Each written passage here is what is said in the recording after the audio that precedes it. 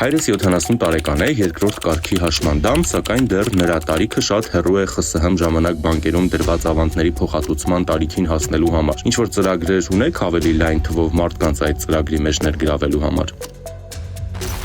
Այսօր Հայաստանում ԽՍՀՄ ավանդների փոխհատուցման ծրագիրը կառուցված է գրեթե միայն տարիքային շեմով։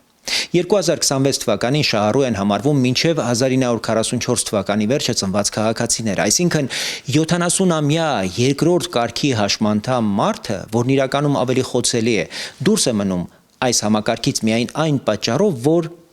տարիքը չի հասել։ Սա համակարգային խնդիր է, որովհետև սոցիալական քաղաքականության ժամանակակից մոտեցումը վաղուց փոխվել է։ Թե ՄԱԿ-ի հաշմանդամների իրավունքների կոնվենցիան, թե եվրոպական սոցիալական պաշտպանության մոդելներն ասում են նույն բանը։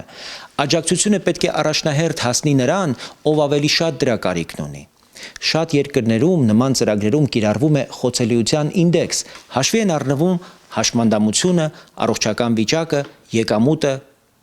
եւ հենց դա է որոշում հերթը։ Հայաստանը մինչ այժմ պահպանել է սուղ ռեսուրսների պատճառով ամենապարզ տարիքային մեխանիզմը, բայց դրա հետևանքն այն է, ինչ դուք նկարագրում եք, մարդիկ կարող են չապրել մինչև իրենց հերթը հասնի։ Սա արդեն ոչ թե ֆինանսական, այլ բարոյական հարց է պետության համար։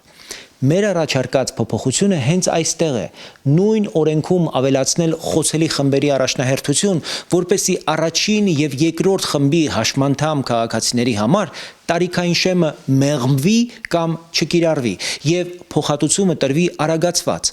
պարզ ընթացակարգով։ Սա լրացուցիչ մեծ բյուջե չի պահանջում, պարզապես տարեկան նույն սահմանափակ միջոցները սկզբում ուղղվում են ամենախոցելի խմբերին, հետո մյուսներին։